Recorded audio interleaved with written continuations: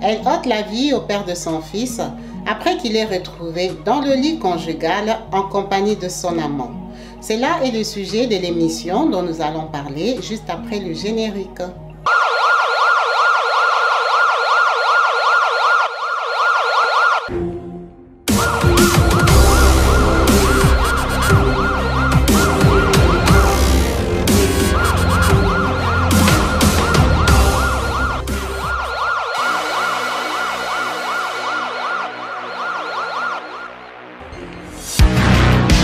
Bonjour et bienvenue sur ma chaîne YouTube Crime dans la ville. Moi c'est Kabibi, je partage des histoires criminelles. Si c'est la première fois que tu tombes par hasard sur YouTube sur une de mes vidéos, n'hésite pas à t'abonner et surtout à cliquer sur la cloche de notification pour être au courant des vidéos que je partage. Aujourd'hui, je vous invite à voyager avec moi au Nigeria, dans la ville d'Abuja où nous allons parler de Daniela. Qui est Daniela et pourquoi parle-t-on d'elle aujourd'hui? Daniela est une jeune Nigérienne née dans une famille assez compliquée. Les parents de Daniela se sont rencontrés très jeunes, ont entamé une relation amoureuse qui est allée très vite et les a poussés à fuguer et de s'installer ensemble. Après être partie de la maison familiale, la mère de Daniela s'est installée à Egungun State avec son copain qui est son père.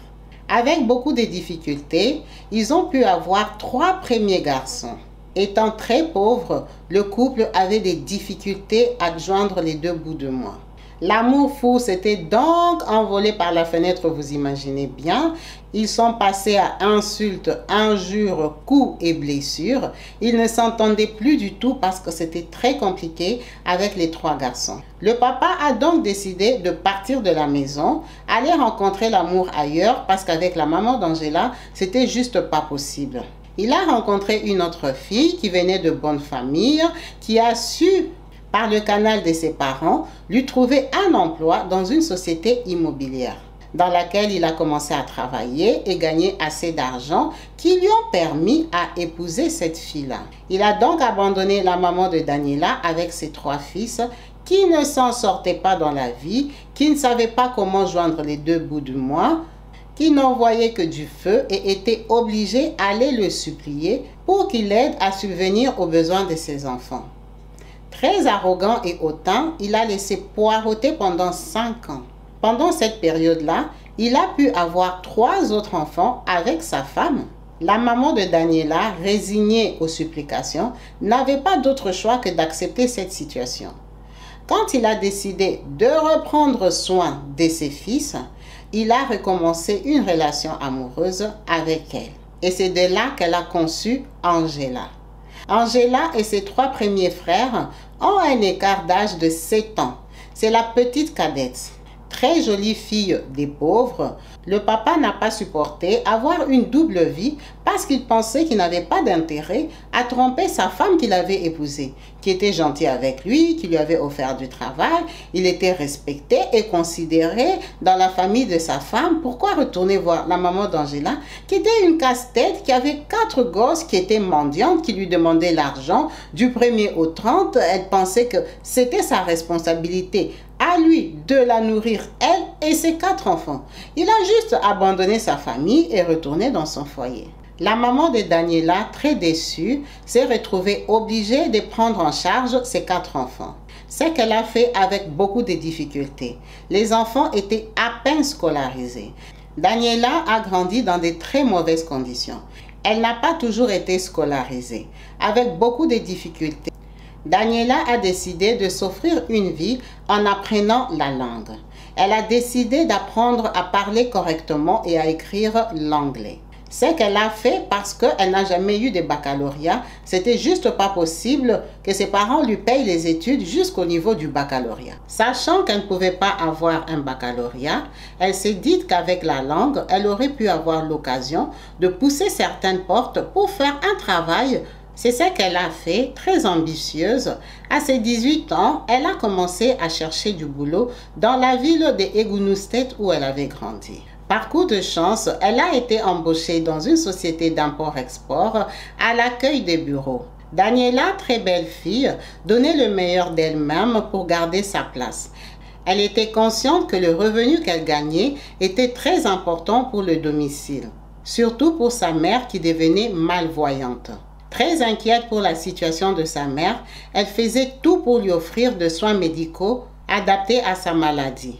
Avec son maigre salaire, Daniela a vite compris qu'elle devait arrondir les fins du mois en ayant des relations intimes avec des hommes assez riches. Elle a donc décidé d'être une fille facile qui a eu plusieurs conquêtes avec de différents messieurs qui lui offraient des cadeaux, de l'argent, qui la mettaient à l'aise quoi. Elle a gardé ce rythme de vie pendant au moins une période de 6 ans jusqu'au jour où elle a rencontré Monsieur Ali. Qui est Monsieur Ali? C'est un entrepreneur nigérien qui avait une société de transport. Il louait ses camions à la société dans laquelle Angela travaillait. C'est un monsieur qu'elle a rencontré sur son lieu de travail, très attiré par sa beauté, son élégance et surtout sa gentillesse. Assez bourgeois, il lui a parlé de lui en lui expliquant sa situation familiale. Monsieur Ali est un originaire de Egungun State, dans la ville dans laquelle Angela travaillait, qui a épousé sa cousine Asiatou, avec qui ils ont eu 6 enfants. Après c'est dire, Asiatou ne le respectait pas, ne le considérait plus, n'en faisait qu'en sa tête. Elle était très arrogante et impolie. Il en avait marre, c'est pour ça qu'il voyait ailleurs. Et par chance, il est tombé sur la belle Daniela qui a fait bouger son cœur. Daniela, très d'accord avec lui, Daniela n'a pas hésité à tomber enceinte de Monsieur Ali très vite parce qu'elle sentait que c'était un monsieur qui recherchait une relation stable. Monsieur Ali était content de vivre avec elle. Dès qu'elle lui a annoncé sa grossesse, il lui a dit qu'il devait l'installer et prendre soin d'elle. Daniela lui a dit qu'il n'en avait pas besoin parce qu'elle vivait avec sa mère et que certains de ses frères étaient déjà partis de la maison. Il y avait assez de place pour accueillir son bébé. Il n'avait juste qu'à lui donner de l'argent pour qu'elle puisse s'organiser, qu'il ne devrait pas s'inquiéter. Sa mère était là, elle allait l'aider dans toutes les démarches importantes pour l'accouchement. C'est ce qu'a fait Monsieur Ali, mais en réalité, l'argent dont Daniela avait besoin, c'était pour faire soigner sa mère qui avait un problème des vues qui s'accentuait. Après lui avoir remis cette somme d'argent pour qu'elle aille voir les spécialistes dans la ville d'Abuja, Monsieur Ali s'est rendu compte très vite que Daniela avait encore besoin d'argent. Après l'avoir interrogée, à savoir où étaient passés les premiers sous qu'il lui avait remis, elle était obligée de lui dire la vérité. Monsieur Ali, très surpris de savoir qu'elle avait une maman malade et qu'elle n'en parlait pas, qu'elle n'était pas obligée de le truquer, de lui mentir pour avoir de l'argent et faire soigner sa mère. C'était tout à fait normal qu'une jeune fille s'inquiète de la santé de sa maman. Il n'y avait pas de problème, il lui a redonné de l'argent pour organiser sa layette. Après son accouchement, Daniela était dans l'incapacité de continuer à travailler parce que son bébé était malade. Elle était obligée de l'accompagner au suivi médical qui lui était imposé, à savoir que la plupart des spécialistes se trouvaient dans la ville de Abuja. Après que son bébé soit déclaré asthmatique, Daniela a paniqué, était dans tous ses états, a juste demandé à M. Ali d'aller vivre à Abuja où se trouvait le spécialiste Dr Erika qui suivait son bébé asthmatique de 9 mois seulement. Elle avait peur de le perdre. Son mari, M. Ali, il pouvait très bien le comprendre. C'était son premier enfant. Elle avait peur, elle était en panique, elle était stressée. Il a donc accepté. Il lui a demandé de lui donner un peu de temps, qu'il s'organise, qu'il lui trouve un logement décent dans lequel elle pourra vivre avec son bébé. Quand son fils a eu 1 an, le cadeau qu'il offrait à la maman et à l'enfant, c'était un joli appartement au centre-ville d'Abuja. Daniela aménage très vite avec son bébé, très contente de la nouvelle vie. Monsieur Ali lui dit qu'il va commencer à faire les allers-retours entre Abuja et Egungun State. C'est tout à fait normal. Ces camions, ils vont très régulièrement. Il a plusieurs voitures. Ce n'est pas une très longue distance. Donc, ils sont d'accord.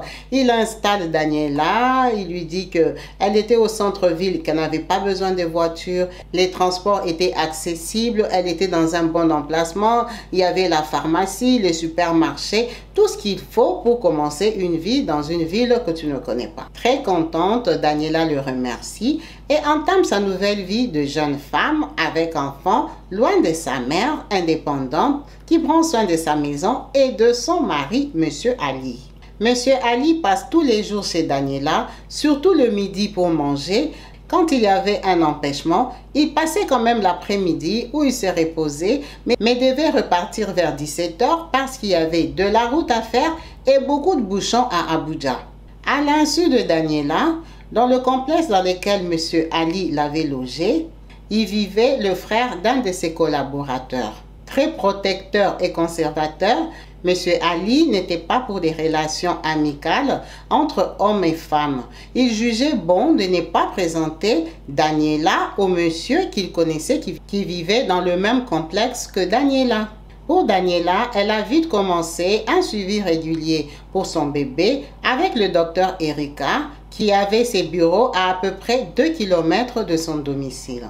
Jusqu'à ce fameux soir où elle avait rendez-vous, à la grande surprise de Daniela, elle était la dernière à être vue par le médecin à 17 h 45.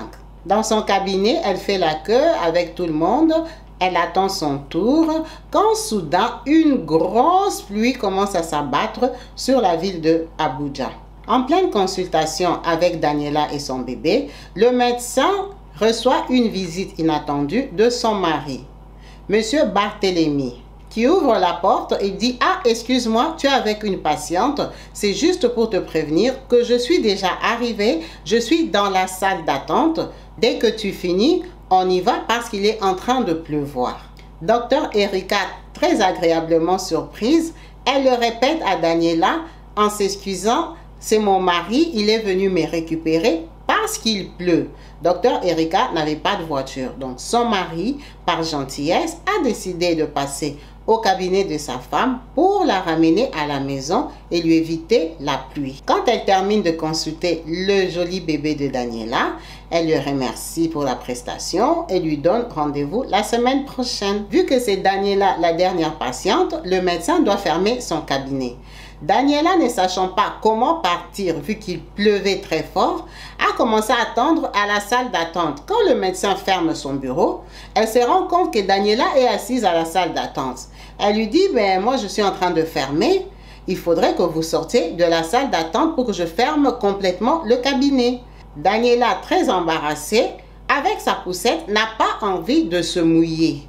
Le médecin, par gentillesse, lui demande « Où est-ce que vous habitez, mademoiselle ?» Elle lui explique clairement qu'elle habite à 2 km du cabinet et qu'elle avait 2 bus à prendre avant d'arriver chez elle. Gentiment, le médecin Erika lui dit « Bon, c'est sur ma route, on pourra te déposer. Chérie, qu'est-ce que tu en penses? Est-ce que tu avais une course ou ça ne te dérangerait pas de déposer cette jeune fille et son bébé à son domicile ?» Le mari, ne voyant aucun inconvénient, il dit tout à fait d'accord, elle peut venir avec nous.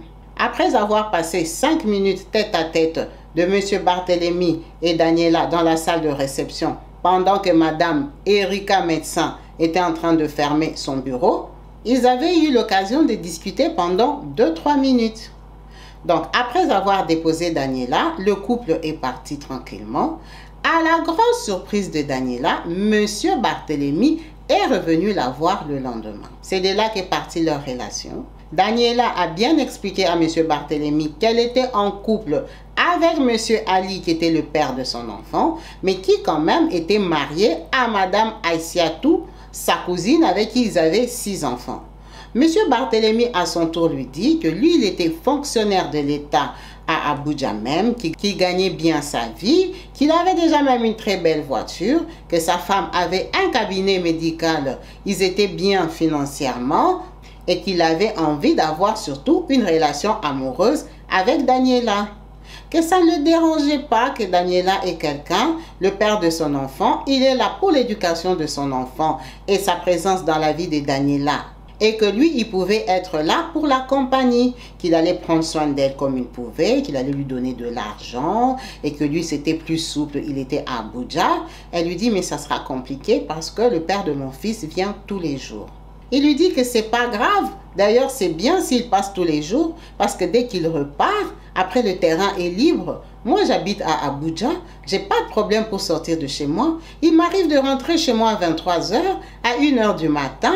Erika, elle n'est pas compliquée, tu sais. Moi, je sors comme je veux. Donc, dès que lui, il part, tu n'as qu'à me prévenir. Je peux passer à 22 h, passer même la nuit parce qu'il m'arrive d'aller en mission de service. Daniela est agréablement surprise de savoir qu'elle peut gérer les deux et qu'ils vont lui donner beaucoup d'argent qui pourront l'aider à financer sa mère et surtout elle-même. Avide d'argent, elle dit oui. Elle commence à entretenir une relation amoureuse avec M. Barthélemy, le mari de son médecin Erika, pour laquelle elle a aménagé à Abuja. Daniela continue ses consultations.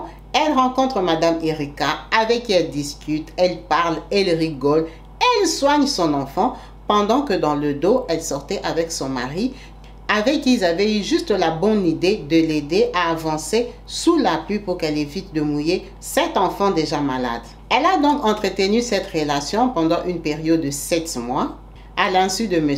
Ali, jusqu'à ce jour où le voisin, petit frère du collaborateur de M. Ali, a effectivement remarqué que le soir, très souvent, il y avait une voiture qui s'est garée dans l'enclos et le monsieur s'est dirigé généralement chez Daniela.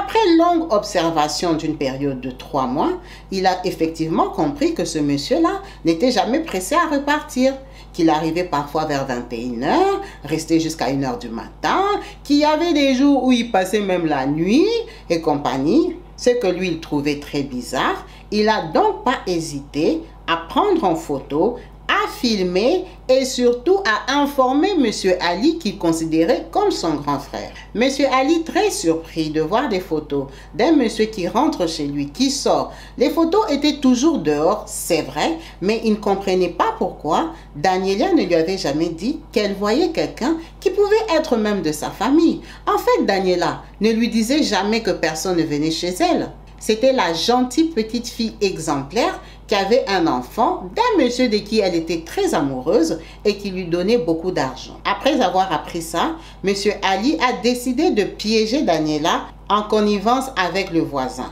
Il est passé chez Daniela comme tous les jours à midi, il a mangé, il est resté jusqu'à 15 h, il lui a fait bisous à son enfant, il lui a dit au revoir, à demain ma chérie, à demain monsieur Ali, fais attention à toi, moi je suis là, je suis sage à la maison, je vais regarder la télé et commenter sur Facebook, prendre soin de notre bébé.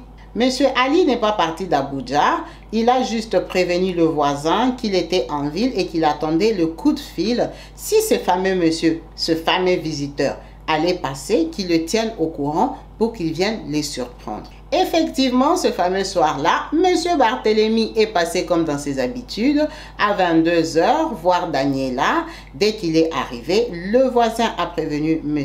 Ali. M. Ali est venu, il s'est garé dehors. Il a attendu pendant 1 heure, le temps de savoir que le monsieur était bien dans l'appartement et que peut-être ils avaient déjà entamé quelque chose.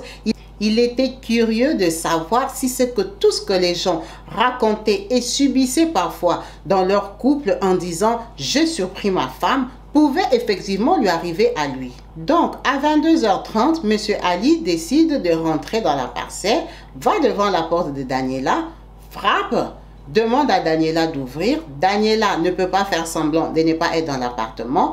Elle comprend bien que c'est le père de son enfant qui est derrière la porte. Paniquée, elle fait 15 minutes avant d'ouvrir la porte et quand elle ouvre la porte, M. Ali sait qu'il y a quelqu'un dans la maison. Daniela prétend être seule. Alors, il ne sait pas où s'est cachée la personne. Il ferme la porte à clé, il retire la clé et dit à Daniela de sortir le monsieur qui est dans la maison.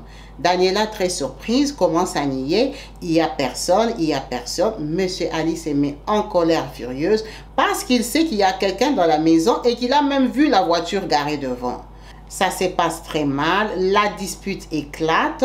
Monsieur Ali se met à frapper Daniela. Daniela crie tellement fort que monsieur Barthélemy est obligé de sortir de sa cachette pour venir en aide à Daniela. Dans leurs cris et dans leurs dires, il avait compris que Monsieur Ali était au courant et convaincu qu'il était dans l'appartement. Le si petit appartement de 2 pièces ne pouvait pas le cacher pendant longtemps. Donc Monsieur Barthélemy fait surface, attaque Monsieur Ali avec Daniela. La bagarre se retourne donc contre Monsieur Ali qui a la clé dans sa poche. Le couple Daniela et Monsieur Barthélemy contre Monsieur Ali ont commencé à lui rouer de coups. Monsieur Ali, ne sachant pas quoi faire, s'est concentré sur Monsieur Barthélemy qui était plus fort, avec qui ils ont commencé à se battre. Daniela, très paniquée, prend un couteau de cuisine pour menacer Monsieur Ali en lui disant de lâcher Barthélemy parce qu'elle savait que Barthélemy devait rentrer chez lui et en plus c'était le mari du médecin. Elle ne voulait pas d'embrouille avec le médecin, elle ne voulait pas qu'il lui arrive quelque chose. Elle était plus en colère contre Monsieur Ali qu'elle estimait que s'il avait trouvé en flagrant délit, la bagarre n'était pas la résolution, qu'il avait mal agi, qu'elle avait de droit et qu'il était libre de la quitter, mais non de la battre et de battre surcroît son compagnon. Très en colère, Monsieur Ali n'a pas compris que Daniela était furieuse. Se sentant chez lui, il n'a pas arrêté de frapper Monsieur Barthélemy. Alors, sous colère, Daniela a juste pris son couteau et lui a planqué ça dans le dos. Quand il s'est rendu compte qu'elle lui avait mis le couteau dans le dos, il s'est retourné pour la frapper à son tour. Et là, alors, elle lui a mis ça dans la poitrine. Quand elle lui a planqué ça dans la poitrine, que ça saignait de partout, Monsieur Barthélemy, il était bien sûr habillé quand il s'était caché. Monsieur Barthélemy s'est rendu compte que Monsieur Ali était au sol, a juste récupéré la clé dans sa petite poche de jean qui était bien serrée pour ouvrir la porte, courir jusqu'à sa voiture, démarrer et rentrer chez lui. Dès son départ, Angela a jeté le couteau, a commencé à crier au secours 10 minutes après le départ de son compagnon. Ne sachant pas que le voisinage était au courant que Monsieur Ali était dans la maison et qu'il avait trouvé avec son amant, Angela est sortie dehors pour crier au secours. Elle a commencé à demander de l'aide, les voisins sont venus et ont entendu Daniela dire « Au secours, au voleur, au voleur, au voleur ». Comment ça, au voleur? Qu'est-ce qui s'est passé, Daniela? Qu'est-ce qui t'arrive? Qu'est-ce qui se passe dans ta maison? Elle leur sort, elle a été cambriolée. Il y avait des voleurs qui sont rentrés et que Monsieur Ali voulait la défendre, qui malheureusement a été planqué d'un couteau en pleine poitrine. Personne ne l'a cru parce que le voisin savait que ce jour-là, Monsieur Ali était venu pour la surprendre.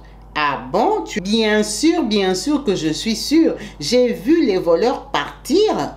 Les voisins ont donc appelé les ambulanciers, la police pour venir faire le constat de l'attaque que leur voisine avait subie. Après avoir répondu calmement aux questions, elle a été embarquée ce soir-là au bureau de police pour être entendue qu'elle relate les faits, de comment s'est passé le cambriolage, comment ils en étaient arrivés là, comment est-ce qu'ils ont trouvé le couteau dans sa cuisine aussi facilement, où est-ce qu'elle est posée. Toutes les questions pièges pour entendre Daniela. Elle a menti comme elle pouvait, ne sachant pas que le voisin avait la conversation téléphonique avec Monsieur Ali en capture d'écran, les messages, les photos envoyées. Après avoir reçu le coup de fil que l'hôpital informait aux policiers qu'en fait, Monsieur Ali était arrivé décédé. Il n'avait même pas besoin de le réanimer, il était déjà mort. Il avait perdu tellement de sang qu'il ne pouvait pas résister. En disant que ce n'était pas possible que les bandits auraient pu faire ça à son mari, Daniela a fondu en larmes. Elle a été gardée au bureau de police.